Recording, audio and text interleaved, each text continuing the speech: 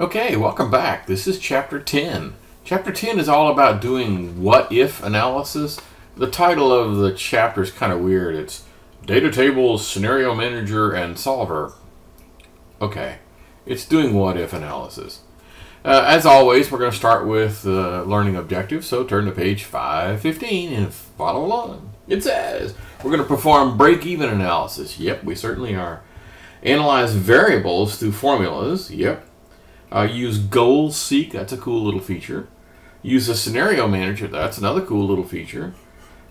Create scenario reports, understand the use of the solver, that's another cool little feature.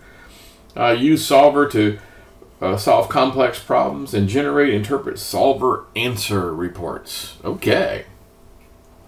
So before we even get started, we need to get some financial terms out of the way. If you kind of turn the page, they talk about the cost volume profit model. The idea is that, you know, I have an item and I want to sell it at this price. If I have the price too high, I can sell a few of them. But if I'm going to have the price too low, I'm going to have to sell an awful lot of them. So, you know, the complex relationship. I think the only weird part about that is that they use the term volume.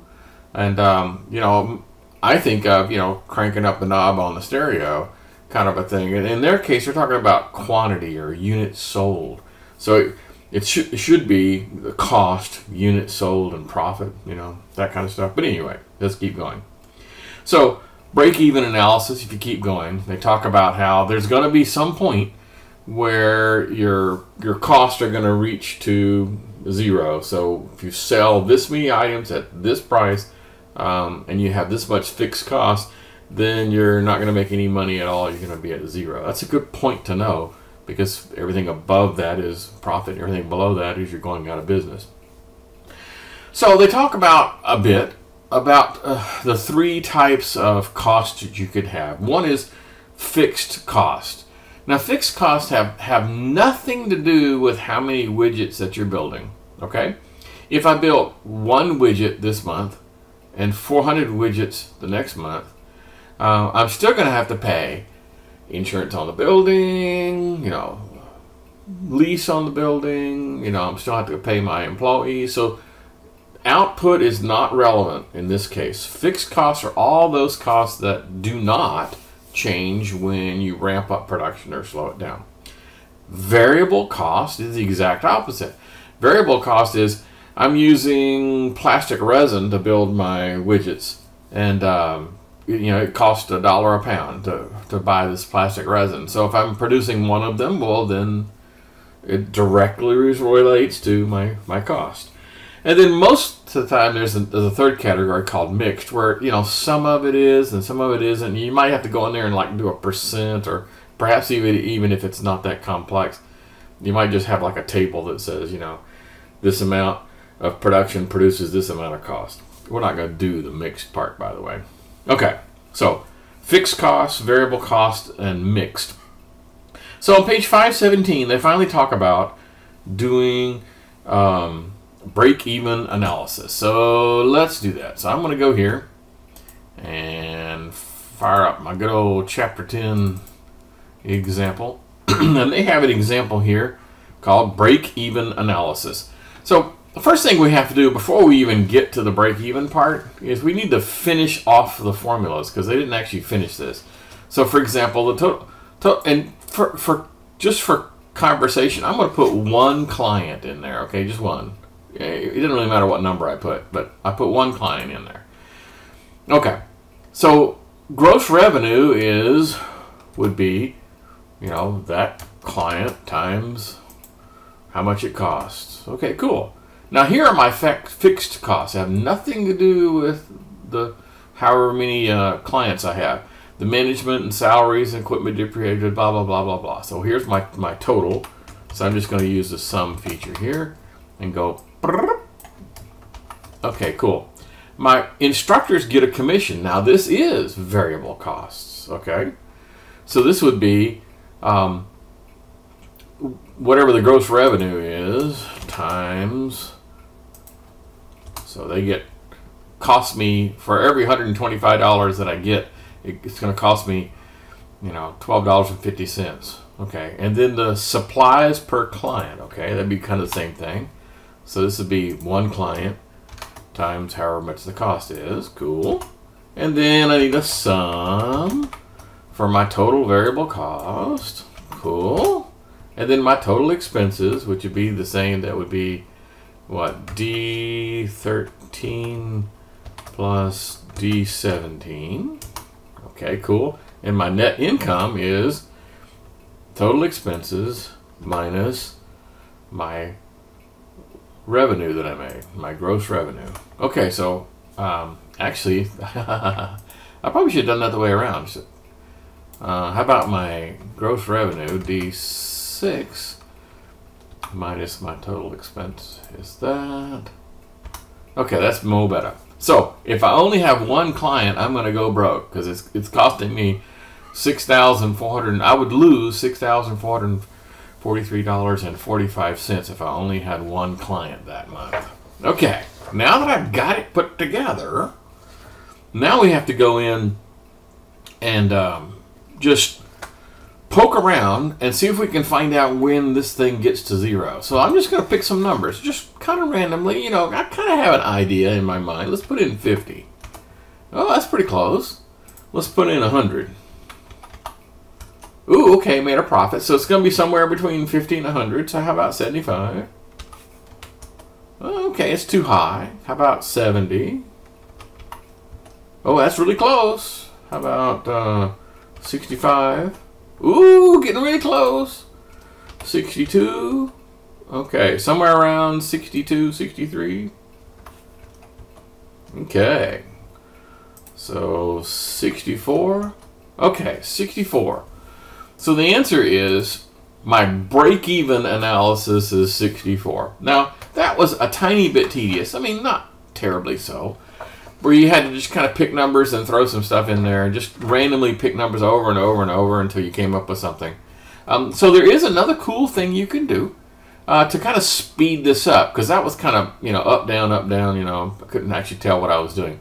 So one of the things you can do, and this sounds a little weird, is you can go to the developers tools and you can add a scroll bar inside your spreadsheet, and that's what we're going to do. So this is a little weird. So I'm just going to go here and say I want to insert a scroll bar. And there's almost, in our case, there's this form controls and ActiveX. We're not going to use the ActiveX guys, but I'm going to use this guy. And so now I can draw me, and it doesn't matter where you draw it. I'm just going to draw it right here. Okay. And then one of the properties of this guy, when you get there, it says, what cell do you want to link the answer to? Well, I want the answer to be the 64. Okay. All right. So now, instead of me picking numbers manually, I can use this little, grab this little slide bar guy and just go, and all I have to do is just kind of watch the bottom and go, oh, okay, looks like we're getting close. Yep. And you can kind of see how much easier this is to kind of find that sweet spot, to find the 64 that we were after. Kind of cool, huh? So it's just a little different way, a different technique. You're still doing the same thing. You're still going in there to cell D4 and you're changing the values. It's just using the scroll bar. It's a little easier to visually see what you're doing. And maybe you won't get so frustrated and go, I don't get it. This would be a little bit more entertaining, I guess. Okay. They talk about how you can do conditional formatting. So I'm going to do that just to show you. So let's go back to normal home. I like conditional formatting. You've probably heard that before. And here's some highlight cell. And they already have some built-in ones, which are pretty cool. So for example, if it's if the number is less than, okay, less than 0, then I want it to be red. Okay, less than 0. And then I'm going to throw another one on there that says if you're greater than 0, I want it to be green. Okay. Now let's do the little slide bar one more time. Now it's fairly obvious where the break point is. You know, I can slide back and forth and go, when it turns to green, you can stop. Okay. Kind of interesting. Okay. The next one on page 523, they talk about using the data table feature. Now, we've used data tables before, right? Nothing special. But there's 3 techniques you can use inside there when doing what-if analysis. The one's called goal seek. The other one's called data tables, which is kind of dumb. And the other one's called a scenario manager. So we're going to do those. So there's a thing called a one condition data table. I know this sounds a little weird, but what I want to do is I want to see what the value would be for if I change the interest rate. Okay? So here, let's say I'm going to put 6%. And then I'm going to do, I don't know, 6.25%. And then I guess I should change the, so you can see what's going on. I'm going to use the autofill feature to grab this guy and go, boop. Okay, cool. Then over here, I'm going to make this formula work so that I can see what the monthly payments would be for each one of the interest rates. I'm only changing one value. I mean, I could have picked loan amount, I could have picked term, I could have picked interest rate or down payment, but I didn't. I chose interest rate.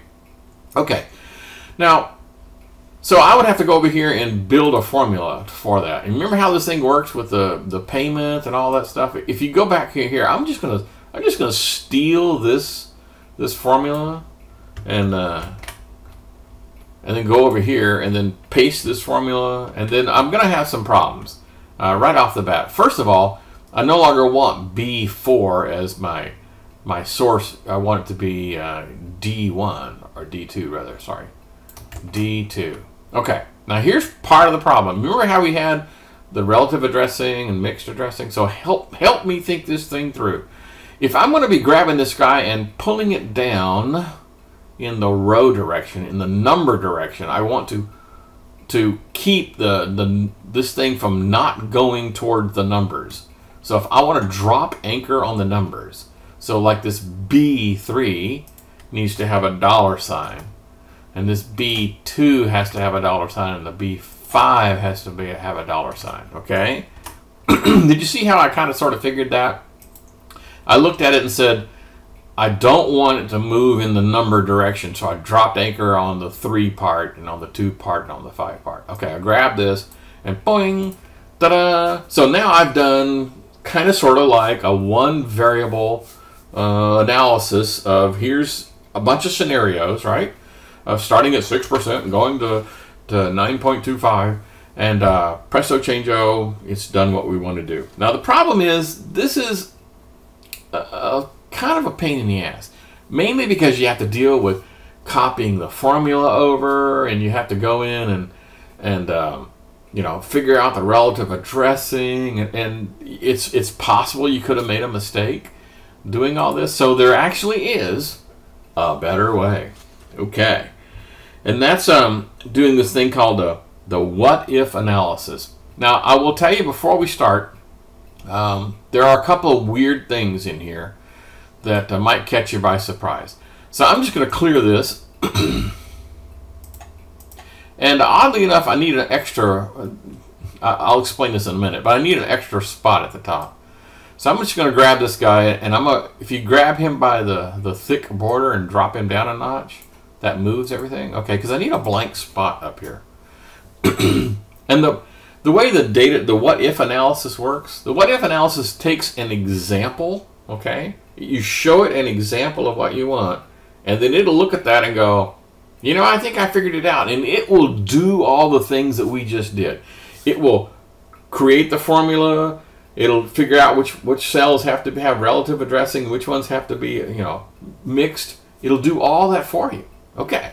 But this is a good place to stop for the 15-minute mark. And we'll pick this thing up again in just a few.